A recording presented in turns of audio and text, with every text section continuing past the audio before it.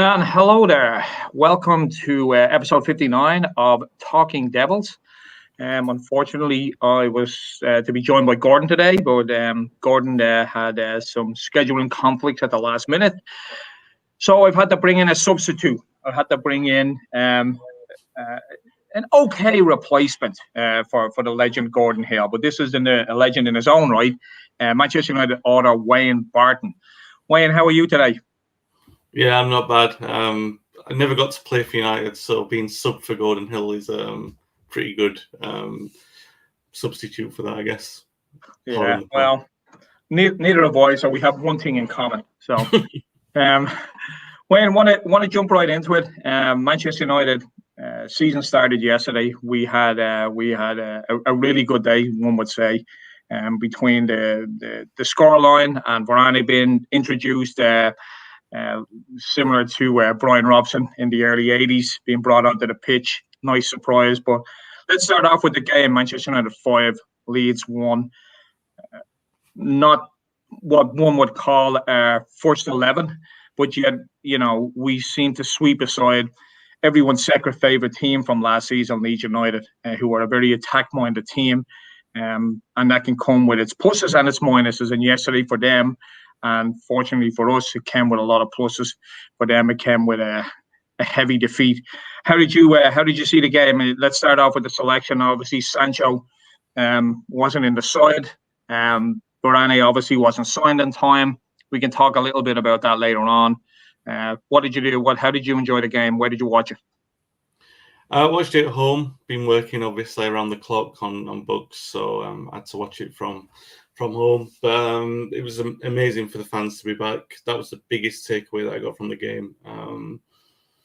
As for the selection, I know that there are a few dissenting voices before kickoff. I'd never got it, to be fair. I understood the selection. I understood why.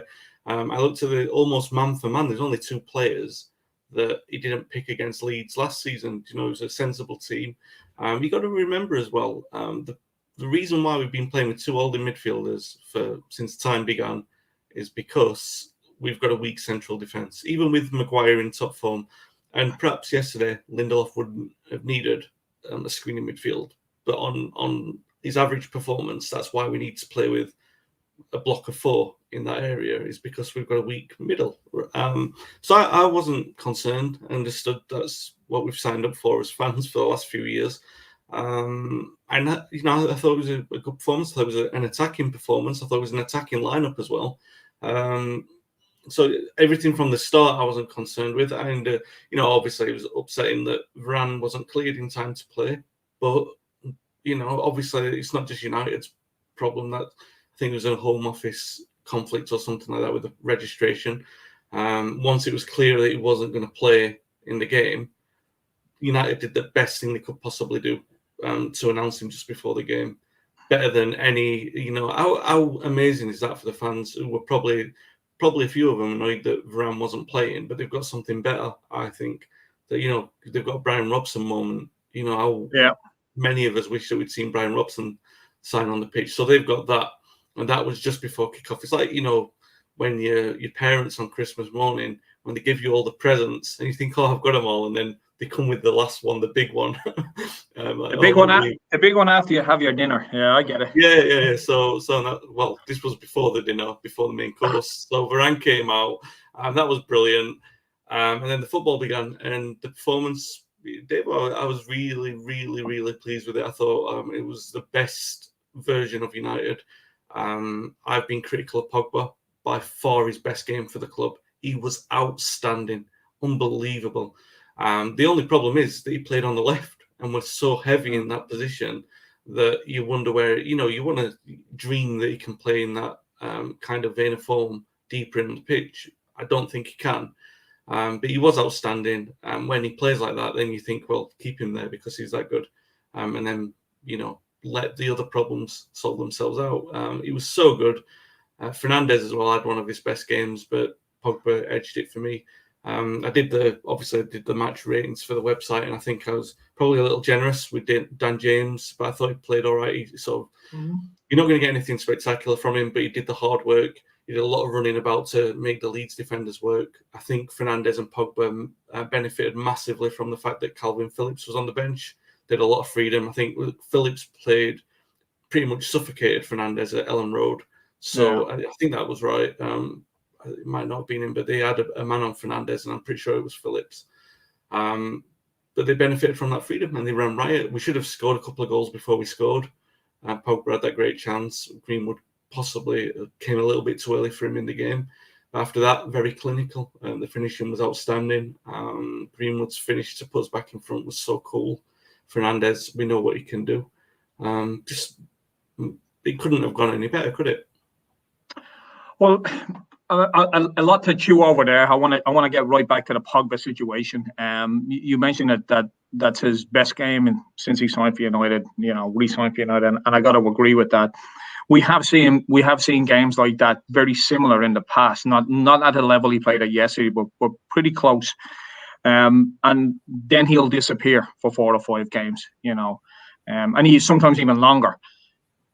It's the hope that kills you with Pogba. It really is, and we've been hoping for 5 or 6 years now for him to come good. I've been critical of Pogba in the past, and I believe rightly so. He's deemed as a world-class player. Yesterday was a world-class performance. Taking aside the transfer fee that we paid for him, because we can't really control that, and the player can't control that. It's the selling club that controls it. We definitely do expect more from Pogba. I know we all know that. Is this another false dawn, or are we? Like I said, it's the hope that kills you with Pogba. He could go out against Southampton next week and completely disappear. Yeah, no, it's a fair comment. That I've said for the last couple of years, especially with Pogba, Martial as well, and a couple of other players, that if you want to give them a new contract, you want to invest in the future with these players. Look at the last 2 or 3 years, and you're probably going to get a repeat of that on a consistent basis. And that's where I am with Pogba. However, I just don't understand his increase in form lately, because look, let's get this right. Pogba's immensely talented. He's possibly the most gifted player that we've got at the club in terms of natural ability. He's had every opportunity in every role that could be favourable for him. He's got no excuses. None at all. Fewer excuses on the fact that Fernandes came in and elevated the team. And he didn't, all right, Fernandes played in the number 10, which is every attacking player's dream role. But he did it, and he elevated the team in a way that Pogba hasn't been able to do it. Pogba elevates himself, and it helps United get results, but he doesn't elevate the players around him. He doesn't make it better. However, you could say that Fernandes arriving provided the platform for Pogba to elevate himself. You can't expect every player to do it by themselves. And when Fernandes has been in the team, by and large, Pogba's played well. But we've seen it progressively. It's more well on that left-hand side. And that's the concern for me. The only concern, really, because he's, look, the form that he had when he came in the side after winter, and he was outstanding then for 3 or 4 weeks. He was brilliant. And you were thinking, again, do we build this team around Pogba because he's that good and he's that influential, and we play better? We play like we did yesterday when he's really on song.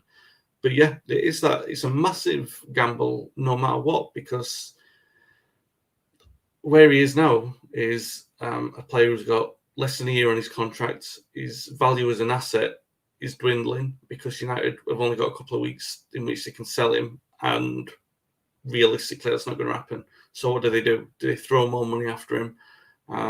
It's a big conundrum for United, and it's not one that I'm going to come out and say that I know the answer for. Previously, I've said Pogba's worth more as an asset to United when you can sell him or perhaps use him as a make weight. That's not the case anymore. So what do we do with him? I don't know. But when he plays like he did yesterday, you're tempted to say, give him what he wants.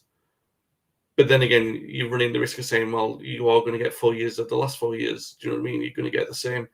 Very, very difficult.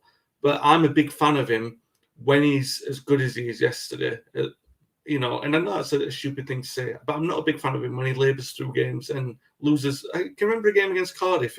I'm pretty sure it was Cardiff, the last game of the season a couple of years ago. Yeah. He was losing possession all over the place. Gets sent off, I think, for or nearly gets sent off. It was so ridiculous. And then just like you just thinking at that point, he could go and nobody would care. And then he plays like he did yesterday, and you just think, oh my God, there's a connection, but you don't normally feel with him. And he comes and goes, and right now he's very strong. And you think you're tempted again. It's a massive conundrum for Ollie.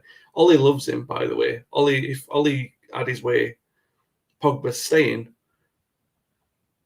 But will he get his way? I mean, this is the big thing. And if he gets his way and he does stay, where does he play when everyone's fit? It's just a big conundrum, because then, and we've had this conversation many times, Dave, well, the onus then goes on Pogba, because he's a 27, 28, experienced international player, World Cup winner of many trophies. He has to, you can't just say, he can only play one position. He's got to take the responsibility to play in different positions. And he's good enough to do it. He's good enough to control the play from deep in midfield. That's what we need. That's what we need, a player to do that. People are talking about Ruben Neves coming in, or another player like Camavinga to sort of do that. Pogba's got the skill set to do it. Let's stop ridiculing him and saying that he doesn't, and he can only play in one position. He's got the talent. We've got a lot of talent, and he can't just play on I don't think he can play on the left all the time, because United have got other players in that area. I just don't know. It's a massive, long, complicated thing, Davo, and I'm trying to give you like a succinct answer. I can't do it because it's such a complex problem for Ollie.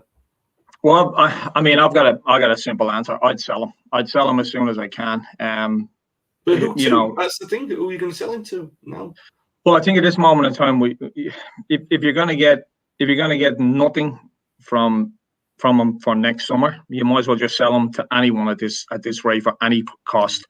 Yesterday my mind was made up long before yesterday. Yesterday is, to me, I think we're going to have another season of Pogba wanting to play and not wanting to play. I think we need to move on from Paul Pogba. Now, that said, if United think that selling him for 40 million is worth the risk of just keeping him for the whole season and hoping getting a performance and winning a trophy or getting him to sign a new deal, well, Godspeed to them. But me, I think the Paul Pogba debate is over for me, even though he had a fantastic game yesterday. I'll always say when he's had a good game, but for me, it's done. He's had too many chances to prove that he's world class. I don't believe that he's world class at this moment in time. He's not the same Paul Pogba that plays for France, and then people will tell you that, well, he's got better players around him. That is nonsense. Bruno Fernandes came in and he had lesser players around him at the time and performed at world class levels every single week.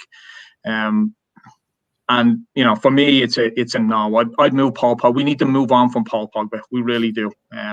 Can I just interject, Dave? Nipun's put a great comment in the comments. I don't know if you can flag that on the screen. He says, in all seriousness, Pogba has played in the deeper position as recently as Project Restart. Now, this is a thing which, obviously that's true, and he has done. Now, this is a counter product of, let's say that we've signed Varane. Let's say that he necessitates a formation change, or at least an ethos change. You don't always have to protect the back line. And don't get me wrong, Lindelof was outstanding yesterday, and his pass for the hat-trick goal was brilliant. But that's the kind of game that's made for Lindelof. He can make a mistake in it, but he's allowed to sort of come forward with the ball, and there's no real pressure on him. Whereas you've seen lesser clubs put pressure on him, and he's crumbled. Yesterday he was fine. He could play fine, and not be under any real pressure. What Varane ostensibly brings us is the platform to not have to play two defensive midfielders, which means you could play a McTominay and a Pogba, and Pogba can run riot from that position without having to be worried that every loss of position. There was a game at the back end of last season, I'm pretty sure, where Pogba lost, and it might even have been the year earlier. All lockdown football blended into one for me without the fans. But there was a game where we messed about from the back. Pogba messed about on the edge of the box, lost possession, then Lindelof sort of faffed about, and we conceded a goal from it. And it might have been Southampton the season before last, right at the back end, and we conceded a lot of silly goals like that. Varane probably eliminates that. Hopefully, touch wood, he eliminates that kind of problem. So Pogba might be able to play from deep without having to be worried about losing possession, because McTominay, the biggest question mark in that entire thing is obviously then you want to get a specialist holding midfielder who allows Pogba to do what he needs to do. But we've got McTominay and Fred, and we've got Matic. The likelihood is one of those guys is going to play. What you want is McTominay to spend a lot of time with Matic and Darren Fletcher and sort of say, can you please try and develop the positional defensive discipline, because it will make you a more valuable player and it will free Pogba to do all kinds of damage from that role. It would make McTominay a miles better player, and it could save United a ton of money in the process. And he's got a better skill set to do that than Fred. I thought McTominay yesterday was absolutely outstanding. I think he didn't get the plaudits that he deserved, because it was obviously, Fernandes with the hat-trick and Pogba with the 4 assists. But I felt we lost control of that game when McTominay went off. Leeds started to get more of the ball, more possession. They started to come forward more. I think McTominay is probably the most underrated player we have at Manchester United right now. No one's saying that he's world class, but he does a really, really good job. And I think you hit the nail on the head with his defensive duties. Spending more time with Fletcher and Matic and people like that. They go, hey, I want to improve that side.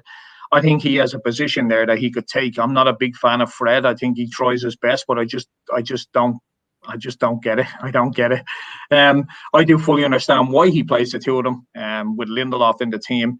But I can see one of them getting pushed out now that Varane comes in, and we can actually make that change. But for me, I think McTominay went under the radar. Yes, in regard to plaudits, I thought he was absolutely fantastic. One other player that, obviously got all the plaudits was Bruno Fernandes. What else can we say about that guy? A hat-trick on the opening day against Leeds, in front of our fans for the first time in, a long time. It couldn't have went any better for Fernandes, could it? His hat-trick was sublime. That the one into the roof of the net was just an absolute peach from start to finish, from the pass. I think it was by Lindelof as well, wasn't it? Was it him that gave him the pass? I think so. I don't want to spend too much time on Bruno Fernandes, because I think we've talked so much about that guy. But that said, first hat-trick in an opening day since 1977. Gordon Hill actually scored on that same day as well. Unfortunately, we don't have Gordon on today, so he could big himself up about that one. So Bruno Fernandes, in brief, can he get any better? Yeah, he can, because there were moments in the back end of last season where you get frustrated that you get marked out of games, because he was obviously United's big presence and a lot of teams paid him attention. What really helps Fernandes is the movement of clever players around him, because it gives Fernandes more space to cause damage. Greenwood yesterday, his movement was magnificent, and that's what actually helped create space for Fernandes to run through. For his first and his hat-trick goal, he was all over the place and really helped Fernandes. So yeah, Fernandes can improve as the other players improve around him. He is brilliant. He's absolutely brilliant. I don't think we've seen the best of him. There's a little part of me, I don't want to sound like I'm being negative on him, but I don't think he's Cantona-esque in that he elevates other players around him in the same way. He does do it, but not to the extent that Cantona does. I don't think it does him any favours to labour that comparison on him. But in the great tradition of Manchester United, you've never had one player replace another in a direct fashion. Yeah. And Fernandes is his own player. He's on his way to becoming a legend at United. And I say that, it's not an easy thing to come out and say, I'm generally kind of cautious with that kind of thing.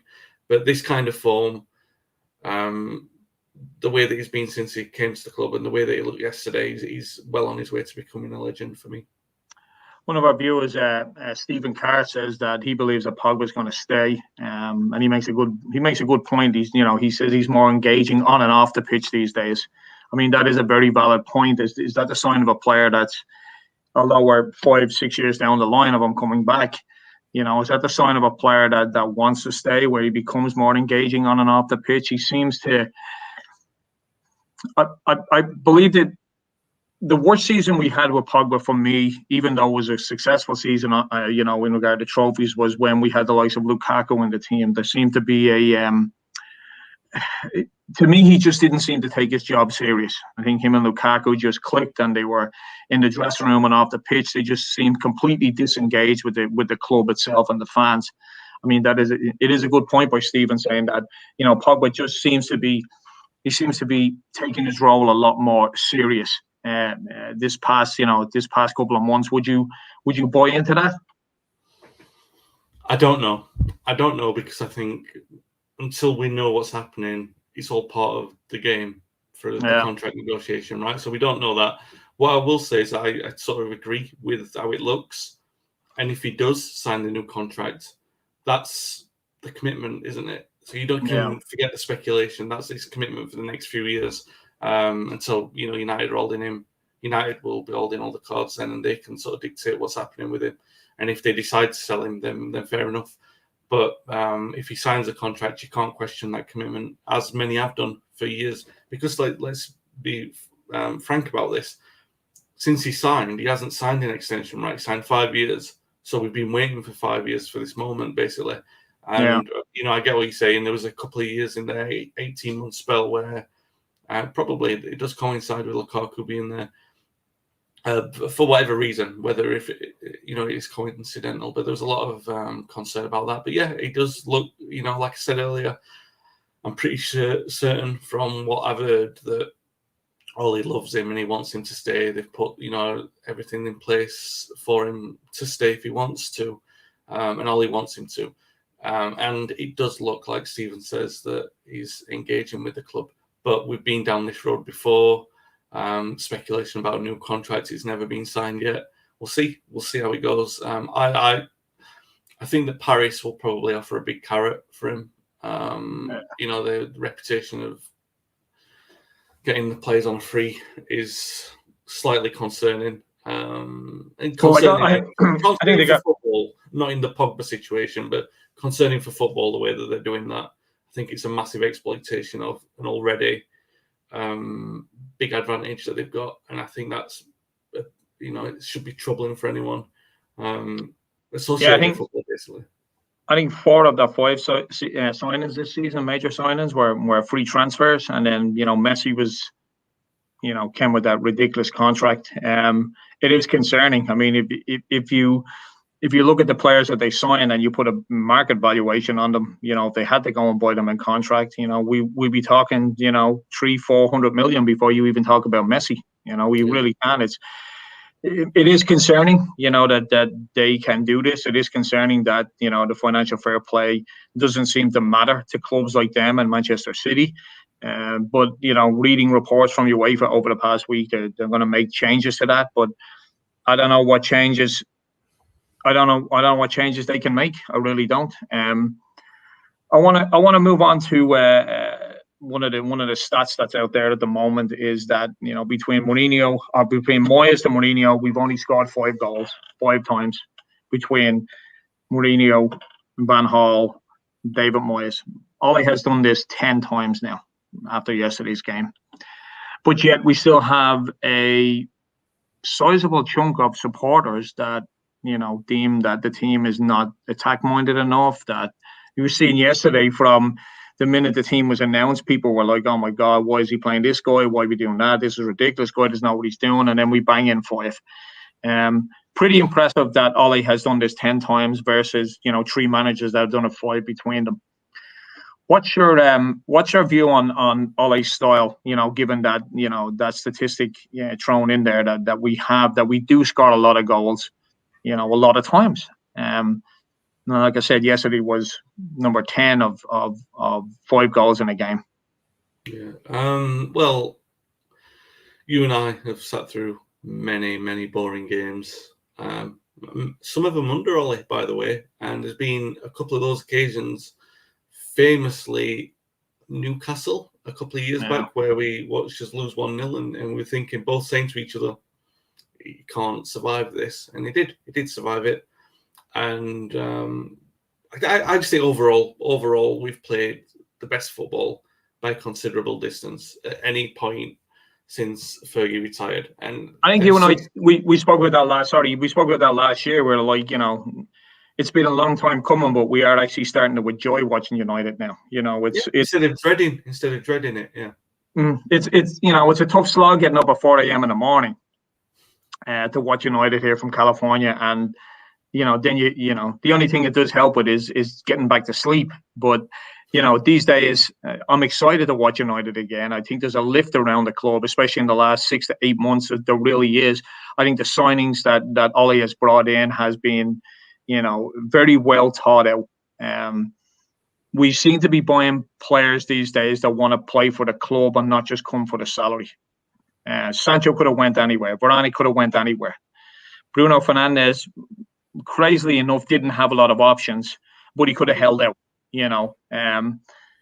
But we do seem to be buying players. We convinced Cavani to stay for another year. He was, for all intents and purposes, he was, from what I read, he was dead set on going. He was dead set on leaving. He wanted to go back. And we've had a few comments, about why he's being allowed 5 to 6 weeks off, But my understanding is that that's the deal that Ollie made with him, because Cavani's biggest, issue with signing a new contract at United was he wanted to go back to Uruguay. He wanted to go back home to his family. He hadn't seen them in so long. My understanding was that Ollie said, I'll give you 5, 6 weeks off in the summer. You can do whatever you want. You can come back late. You'll miss, the first game or two of the season. I mean, that's what man management nowadays is all about. Players nowadays are very, very different than 20 years ago. They need to be man managed like this. And I think Ollie has done a fantastic job with Cavani. First of all, to convince him to stay for another year, because, like I said, he was gone. He was out of here. He had a deal lined up back home. Ollie convinced him to stay. Ollie's convinced Sancho to come to Manchester United. He's convinced Varane to come to Manchester United, and he could have went anywhere. Like I said, he could have took the money at PSG. He easily could have, but he came to Manchester United. So it is exciting times for us. It really is. And no matter how much, one of our former presenters, Napoleon, champions for Fellaini, and he is today, it's just not going to happen. I mean, we got to move past him, even if we sell Pogba. So Fellaini, with that said, Fellaini's representative of that period of Gower football, isn't it? Unfortunately, he is the Joe Jordan of this generation. You look at him and say, unfortunately, he's representative of the changing style. It all started from Van Gaal. He brought in all these players. I mean, he wasn't completely to blame for the massive transition of his first summer, because a lot of players wanted the new challenge, but we lost so much experience. I think where I've written about it, I've calculated it at 3,000 games of experience we lost that first summer, and we replaced them with very little Premier League experience. I think Luke Shaw had a handful of games in it. It was Rojo, Blind, and Di Maria and Falcao and players like that. So, and the ethos changed. We've talked about this, and we've had conversations with Rafa. We've talked about the biggest change was Van Gaal was telling everyone to take more than one touch on the football. He eliminated instinct, and Mourinho's along that lines. He didn't want instincts in football. He never has. He wants to be able to control everything, and they did. That's what they did. They controlled it, and it was terrible for 4 years. The worst football we've seen at United, and I say that as someone who liked Van Gaal as a player, as a coach and as a character. I say that as someone who wanted Mourinho to come in. At both points, when he should have succeeded Fergie for a myriad of reasons, and when he came in, I supported him at those moments, right? So that's it. And I was that. I was one who said as well. We had these conversations at all points through that. I was still supporting the managers when they were in the job. That's what I do. That's the way that I am with that. Yeah. But the football was terrible for 4 years. It's the worst we've ever seen. Some supporters old enough, unfortunate enough to have witnessed the Sexton era might say that was as bad. But I know a few of those supporters, and they said that those 4 years under Van Gaal and Mourinho were worse. The football under Solskjaer has been better. Even if we can't remember the Sexton era, it's been the best that it's been at any point since 2014 by a considerable distance. That's not just it's reflected in the goals. Yeah, sure. That's the proof in the pudding. But the football, watching United play again, it looks like United. Solskjaer's not perfect. He's absolutely not perfect.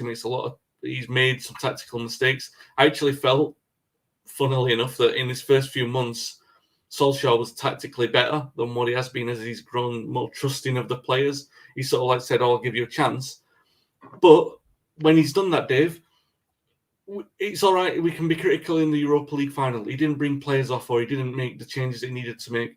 But now we've seen over the last 2 or 3 years the benefit of that patience as well. We've seen that it helps Lindelof settle. I'm never Lindelof's biggest fan, but he stick by him and it made a consistent back line. Luke Shaw, an obvious example. Cavani, that you gave a great example about Solskjaer's man management.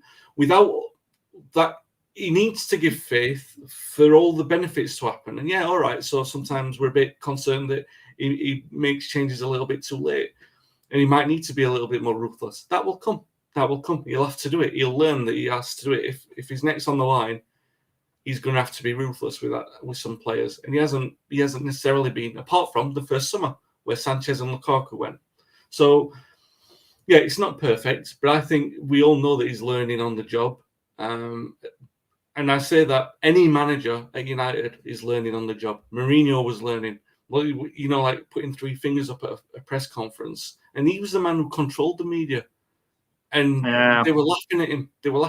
You're learning on the job all the time at United. The only 3 people who didn't, Matt Busby, Tommy Docherty, and Alex Ferguson. They had, even Atkinson was learning to sort of grow. He had to grow into being a Man United manager. Van Gaal had to. He had no idea. He didn't understand why the press were asking the same questions every week. You have to learn to become a Manchester United manager. Solskjaer's no different. And I do have concerns over him. But what we've seen is the best football by a distance. And people go, "Oh, you're only backing him because he's a club legend." No, but it means more because he is. Exactly. Obviously it does. And if it doesn't, you're supporting the wrong club. I'm not one who's going to tell people how to support. Everyone can support the club how they want to do. But if you don't like United playing better football more because Ollie's the manager, where's your head at? I don't understand. And it was so good. That's why yesterday was so good, Dave, because you've heard all this noise on social media for a year and a half while the crowds haven't been in, and they've given the impression that the fans don't like him. Not yesterday. Yesterday there was no argument. There was no argument inside that ground. And it presents the perspective of who's the isolated community, who the isolated voices are, who the people are who shouldn't be giving it the big mouth, really. They should just be supporting him for what he's doing, because United moving in the right direction. And, like I said earlier, not perfect, but brilliant yesterday, and definitely moving in the right direction. Sorry, but no. I don't get to do this one on the pod with Paul Parker every morning. I don't get to voice in the same way. I have to be a bit more restrained, so I'm letting myself off the leash on a Sunday evening. No, I'm trying to find a mute button, but it doesn't seem to be one. Anyway, so we got a couple of weeks left until the transfer window closes. I don't believe that we're going to bring in any more players unless something, as Ollie says, something pops up at the last minute. I want to briefly talk about our outgoings. We know we've had problems with a lot of our outgoings because of the salary that they're on. But the one thing I wanted to talk about that, I brought up a few times online is that my own opinion is that we need to either sell David De Gea or we need to sell Dean Henderson. And just hear me out on that for a second. There's too much of a shadow over our first team or our first our number one position. There really is. When De Gea is in goal, not only does he have the pressure of playing for Manchester United, he also has the pressure of Dean Henderson hanging over him. And vice versa. When Henderson's in goal, I believe he has the shadow of David De Gea. I don't think it's doing us any good whatsoever to have those two players. It really isn't. I think we need to make a decision on who's going to be our number one, and I believe we need to sell the other person. Because I think Tom Heaton is a capable backup. How often do you need, your backup goalkeeper to play, 10, 15 games in the season? You really don't. So for me, I would sell David De Gea, and here's the reason why. I think Dean Henderson has a huge future in the game. He's, obviously a lot younger. He'll make mistakes like De Gea did when he came into the team first, back in Was it 2011, I believe? He made a lot of mistakes. And I think we need to get Dean Henderson into the team now to kind of, I'm not saying so he can make those mistakes, but so he can get over the minor setbacks that he's going to have as a young goalkeeper. So for me, I just think this, and this just doesn't happen with players. We all know what happens with managers. You know, when Sir Matt retired and Wilf McGuinness took over, there was that shadow. I believe that David Moyes had a really tough time with Fergie still around at the club.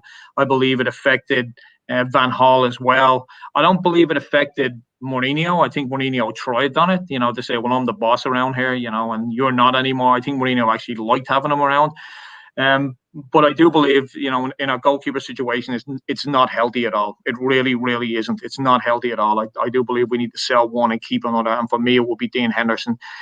Briefly, what's your thoughts on that? You know, breaking news from me. Breaking news. Evening to Scott, who's joined the chat as well. I don't know. Again, I've talked about this on the pod with Paul, and he's of the same mindset as you. But I go back to the Pogba situation, and I look at the likelihood of who's going to front up the cash to sign either of them, and who's going to want them. You know, who's going to be appealing, because it's not just like, yeah, all right, we want to move one of them on. It makes logical sense, and one of them will want to move on. But I think a player like De Gea is only going to want a few options. Yeah. He can't go home because Oblak is really good. He's not going to go to Real Madrid because they need money. They need to, you know, they're saving up for Mbappe, which they're not going to get. Not going to go to Paris now. Can't go to Barcelona. Where's he? Is he going to go to Italy? Maybe Milan. Maybe a loan deal to AC Milan with an option to buy. I don't know if Milan have already got a replacement for Donnarumma though. You know what I mean? I'm pretty sure he's not better than De Gea though. You know.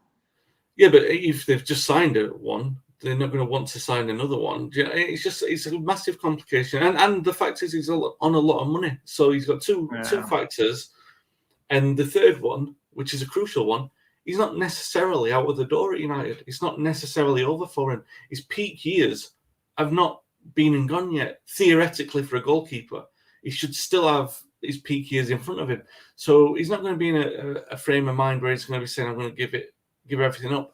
The other thing will be, I think he does love United. He stayed at United. He's shown loyalty to United. He likes the profile of being a Manchester United player. What I'm trying to say with that, Davo, is that if you're trying to get him out of the door, it's not going to be straightforward, especially not in a 2-week period of time, unless you make it very clear to him, you're not going to play again. Do you know? And I think it'd be best for us all. I don't think that kind of decision is going to be made in 2 weeks.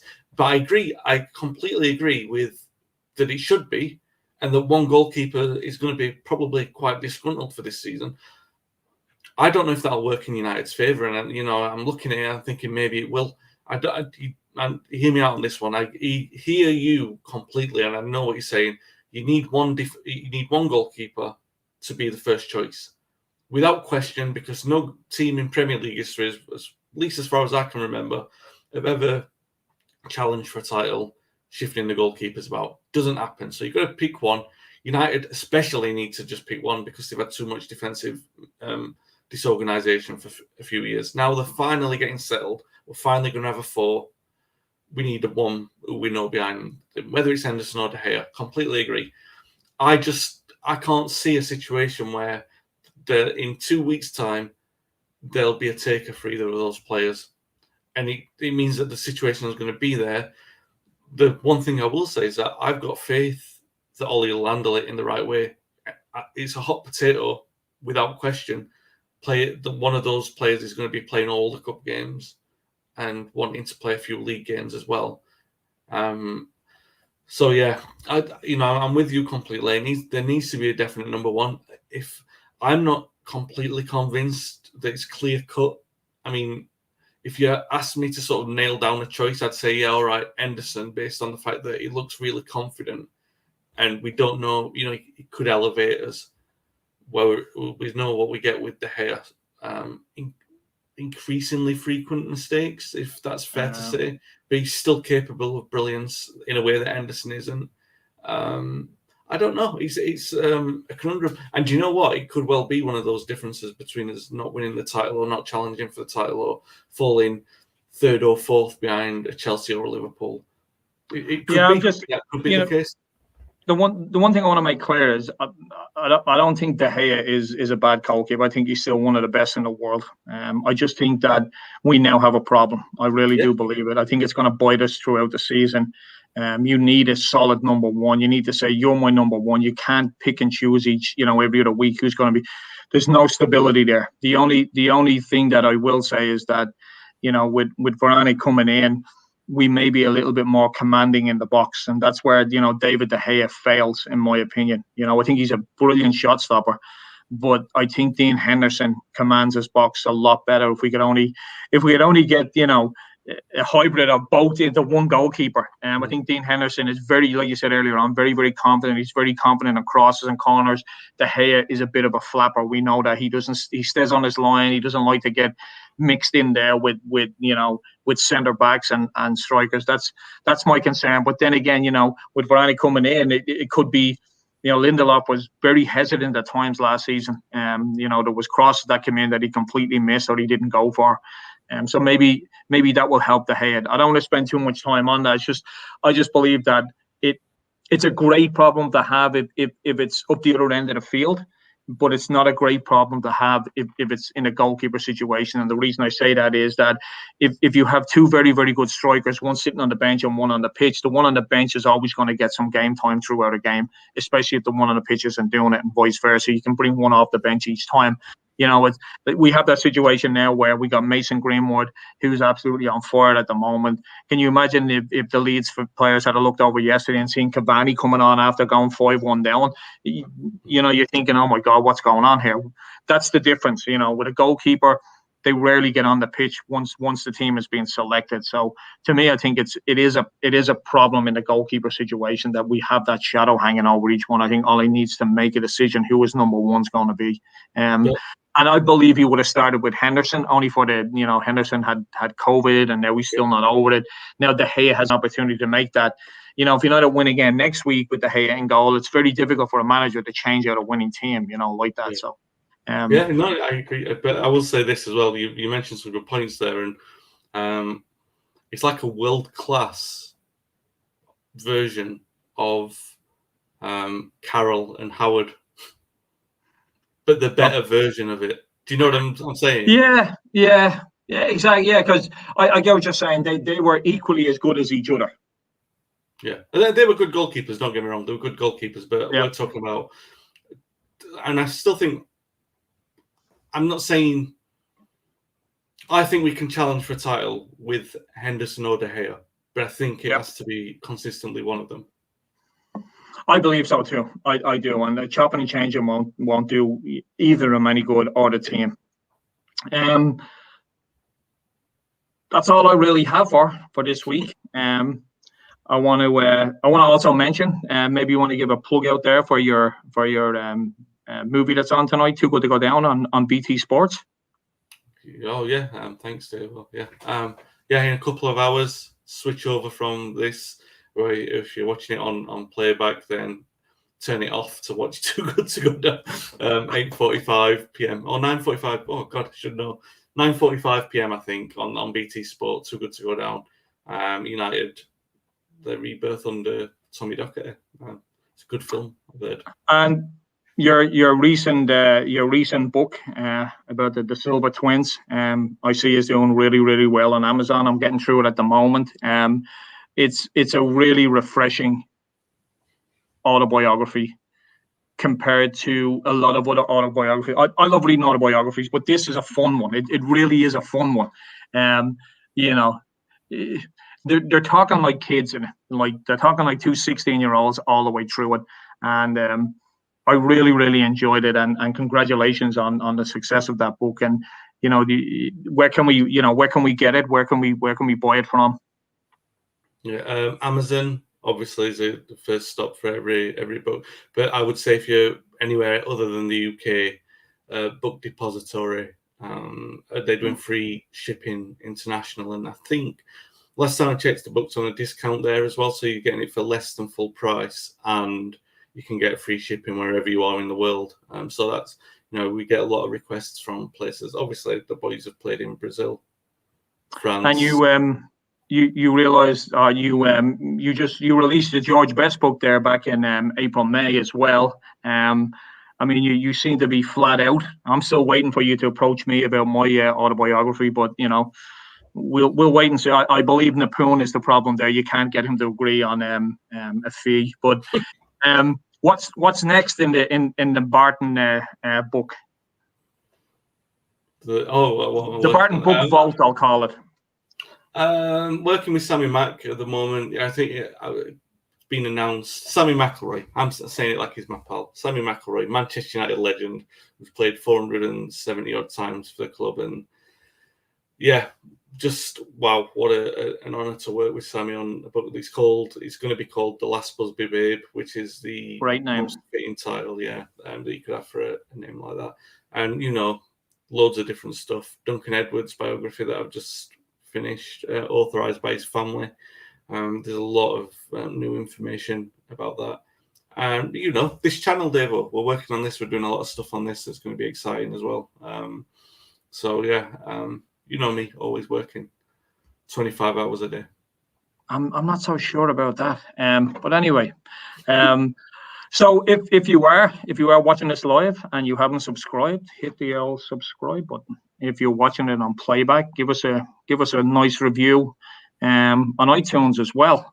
Let us know, if there's anything that you want us to discuss in this. We're going to make this a weekly podcast. Unfortunately, like I said, Gordon couldn't make it today, but we'll definitely get him back on. I know a lot of people are looking forward to Gordon jumping back on again. But I didn't have too bad of a substitute. It's not really the De Gea Henderson debate that we just had, but maybe it's I don't know. Am I being maybe it's a Jim Leighton substitute for De Gea? I was going to say Jim Leighton. Yeah. I think we're thinking of. All right, mate. I appreciate it. I appreciate you coming on. I appreciate the time, and again, thanks to everyone that has tuned in and anyone that's going to listen back. We really appreciate it. And if you haven't subscribed, hit that subscribe button. So, thank you very much.